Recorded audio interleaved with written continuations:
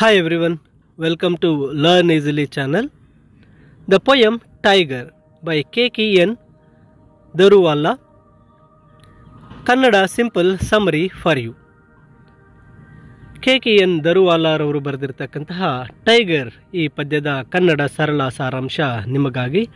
ನೀವು ಮೊದಲನೇ ಬಾರಿಗೆ ಈ ವಿಡಿಯೋನ ನೋಡ್ತಾ ಇದ್ದಲ್ಲಿ ತಪ್ಪದೆ ಲರ್ನ್ ಈಸಿಲಿ ಚಾನಲ್ಗೆ ಸಬ್ಸ್ಕ್ರೈಬ್ ಮಾಡಿ ಅಂತ ತಿಳಿಸುತ್ತಾ, ಇಲ್ಲಿ ಆ ಪೊಯೆಟ್ರವರು ಈ ಪದ್ಯವನ್ನು ಬರೆದಿರ್ತಕ್ಕಂಥದ್ದು ಭಾರತದಲ್ಲಿ ನಂಬರ್ ಆಫ್ ಟೈಗರ್ಸ್ನ ಸಂಖ್ಯೆ ಕಡಿಮೆ ಆಗ್ತಾ ಇದೆ.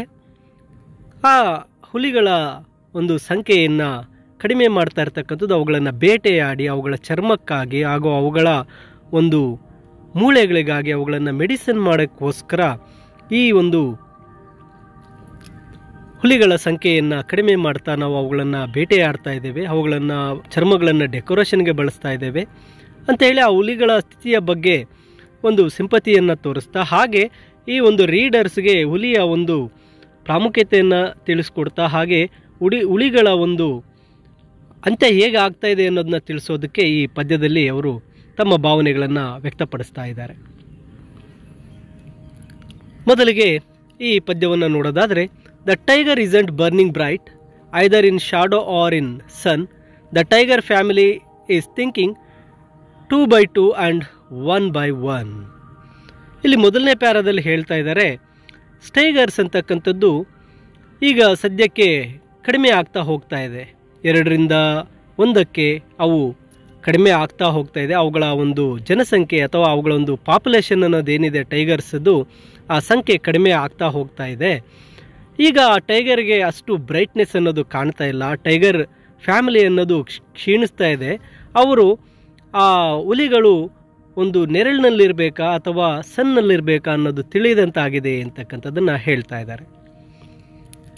ಹುಲಿಗಳ ಸಂತತಿ ಕಡಿಮೆ ಆಗ್ತಾ ಇದೆ, ಅವು ಕಾಡಿನಲ್ಲಿರಬೇಕಾ ನಾಡಿಗೆ ಬಂದು ಸೇಫ್ ಆಗಿರಬೇಕಾ ಅನ್ನೋದು ಇದು ಒಳಾರ್ಥವನ್ನು ಹೇಳುತ್ತೆ. ಅವುಗಳ ಒಂದು ಟೈಗರ್ಸ್ನ ಒಂದು ಪ್ರಾಮುಖ್ಯತೆ ಅನ್ನೋದು ಸಹ ಕುಗ್ಗುತ್ತಾ ಇದೆ ಅಂತಕ್ಕಂಥದ್ದನ್ನು ತಿಳಿಸ್ತಾ ಇದ್ದಾರೆ. The tiger isn't burning bright in the forest of the night or in the wilderness of day. We need to understand is flight.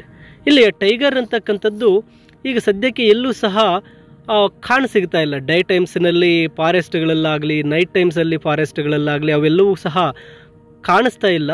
ಈ ಸಿಚುವೇಶನನ್ನು ನಾವು ಅರ್ಥ ಮಾಡ್ಕೋಬೇಕು.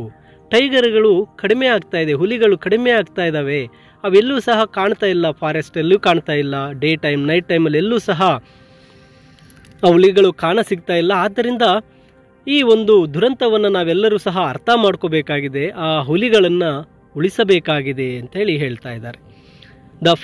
The father Sheru's missing now. Sheru has been shot and skinned. Poachers ground his bones to powder for some Chinese medicine.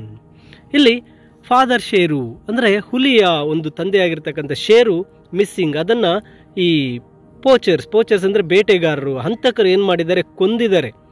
ಆ ಕೊಂದು ಏನು ಮಾಡ್ತಾ ಇದ್ದಾರೆ, ಅದರ ಸ್ಕಿನ್ನನ್ನು ತೆಗೆದಿದ್ದಾರೆ. ಆ ಸ್ಕಿನ್ನನ್ನು ಡೆಕೋರೇಷನ್ ಮಾಡೋಕ್ಕೆ ಮನೆಗಳಲ್ಲಿ ಸ್ಕಿನ್ನನ್ನು ತೆಗೆದಿದ್ದಾರೆ. ಅದರ ಜೊತೆಗೆ ಅದರ ಬೋನ್ಸನ್ನು ಪೌಡರ್ ಮಾಡಿ ಒಂದು ಚೈನೀಸ್ ಮೆಡಿಸನ್ ಆಗಿ ಮಾಡ್ತಾ ಇದ್ದಾರೆ. ಆ ಶೇರು ಖಾನ್ ಅಂತ ಏನು ಕರಿತೀವಿ, ಆ ಹುಲಿ, ಆ ಫಾದರ್ ಶೇರು ಮಿಸ್ಸಿಂಗ್, ಅದನ್ನು ಈ ಪೋಚರ್ಸ್ ಹಂತಕರು ಕೊಂದು ಅದರ ಚರ್ಮವನ್ನು ತೆಗೆದಿದ್ದಾರೆ ಒಂದು ಡೆಕೋರೇಷನ್ಗಾಗಿ. ಹಾಗೆ ಅದರ ಮೂಳೆಗಳನ್ನು ಒಂದು ಚೈನೀಸ್ ಮೆಡಿಸನ್ ಮಾಡೋದಕ್ಕೋಸ್ಕರ ಪೌಡರ್ ಮಾಡ್ತಾ ಇದ್ದಾರೆ ಅಂತಕ್ಕಂಥದ್ದನ್ನು ಹೇಳ್ತಾರೆ. ನಂತರ bones would bring them power, they thought, put life into some sickly man. Their souls were sick. Killing tigers is something we won't understand. His skin is hanging on wall, his bones are packed in plastic white and shipped out. A gecko on the wall is hunting insects on his hide. ಇಲ್ಲಿ ಆ ಹಂತಕರು ಏನು ಮಾಡ್ತಾ ಇದ್ದಾರೆ, ಆ ಹುಲಿಯ ಬೋನ್ಸನ್ನು powder ಮಾಡಿ ಅದನ್ನು ಸಿಕ್ ಮ್ಯಾನ್ಗೆ, ಯಾರಾದರೂ ಕಾಯಿಲೆ ಬಂದಿರತಕ್ಕಂಥ ವ್ಯಕ್ತಿಗೆ ಕೊಟ್ಟು ಆ ಒಂದು ವ್ಯಕ್ತಿಗೆ ಜೀವ ತುಂಬುವುದಾಗಲಿ, ಆತ ಕಾಯಿಲೆಯನ್ನು ಗುಣಪಡಿಸೋದಾಗಲಿ ಇದಕ್ಕೆ ಬಳಸ್ತಾ ಇದ್ದಾರೆ. ಆ್ಯಕ್ಚುಲಿ ಅಲ್ಲಿ ಆ ಒಂದು ರಿಯಾಲಿಟಿಯಲ್ಲಿ ನೋಡಬೇಕಾದ್ರೆ there lifeless spirits were the ones that needed repair. ಇಲ್ಲಿ ಆ ಹಂತಕರ ಮನಸ್ಥಿತಿಯನ್ನು ನಾವು ಬದಲಾಯಿಸಬೇಕಾಗಿದೆ. ಆ killing tigers is not good, ಅದು ನ್ಯಾಯ ಅಲ್ಲ. ಆ ಹುಲಿಗಳನ್ನು ಸಾಯಿಸಿ ಅದರ ಬೋನ್ಸಿಂದ ಪೌಡರ್ ಮಾಡಿ ನಾವು ಆರೋಗ್ಯ ಸರಿಪಡಿಸ್ಕೊಳ್ತೀವಿ ಅಂದರೆ ಇದು ತಪ್ಪು. ಆ ಹುಲಿಗಳ ಒಂದು ಪೌಡರ್ಸನ್ನು, ಆ ಬೋನ್ಸನ್ನು ಪೌಡರ್ ಮಾಡಿ ಪ್ಲಾಸ್ಟಿಕ್ ಪ್ಯಾಕ್ ಮಾಡಿ ಕಳಿಸ್ತಾ ಇದ್ದೀವಿ. ಅದರ ಜೊತೆಗೆ ಅದರ ಸ್ಕಿನ್ನನ್ನು ಏನು ಮಾಡ್ತಾ ಇದ್ದೀವಿ, ವಾಲ್ನಲ್ಲಿ ಡೆಕೋರೇಷನ್ಗೆ ಯೂಸ್ ಮಾಡ್ತಾ ಇದ್ದೇವೆ. ಅಲ್ಲಿ ಗೆಕೋ ಅಂದರೆ ಲಿಸಾರ್ಡ್ಸ್, ಒಂದು ಹಲ್ಲಿಗಳೇನು ಮಾಡ್ತಾ ಇದೆ, ಆ ಸ್ಕಿನ್ನಲ್ಲಿ ಹೌತು ಕುಳಿತು ಅವು ಇನ್ಸೆಕ್ಟ್ಗಳನ್ನು ಕ್ಯಾಚ್ ಮಾಡ್ತಾ ಇದ್ದಾವೆ. ಇಲ್ಲಿ ಮನುಷ್ಯ ತಾನು ತನ್ನ ಒಂದು ಸ್ವಾರ್ಥಕ್ಕಾಗಿ ಹುಲಿಗಳನ್ನು ಸಾಯಿಸ್ತಾ ಇದ್ದಾನೆ.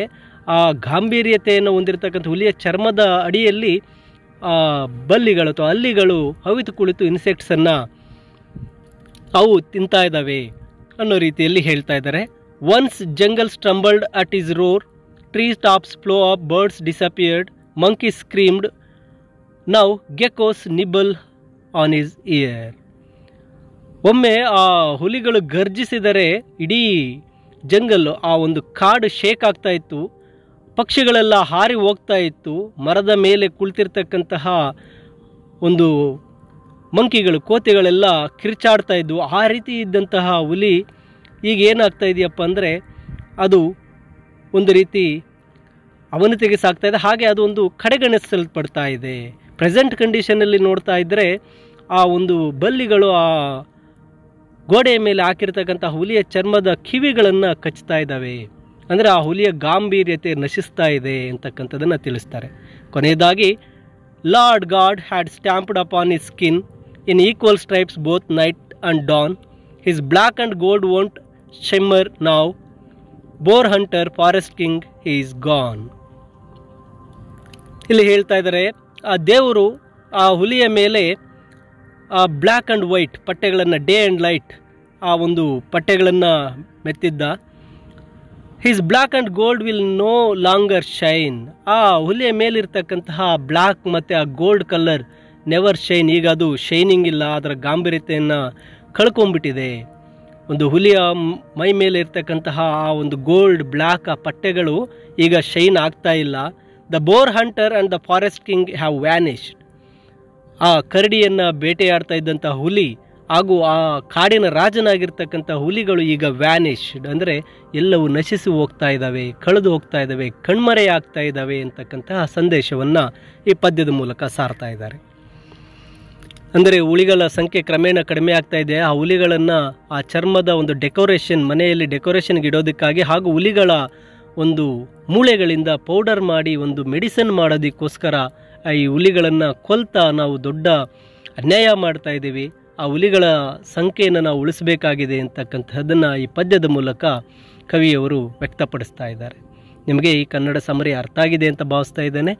ಈ ವಿಡಿಯೋ ನಿಮಗೆ ಇಷ್ಟ ಆದಲ್ಲಿ ಒಂದು ಲೈಕ್ ಮಾಡಿ ಹಾಗೂ ನಿಮ್ಮ ಸ್ನೇಹಿತರಿಗೆ ತಪ್ಪದೇ ಶೇರ್ ಮಾಡಿ ಅಂತ ತಿಳಿಸುತ್ತಾ ಎಲ್ಲರಿಗೂ ಧನ್ಯವಾದಗಳು.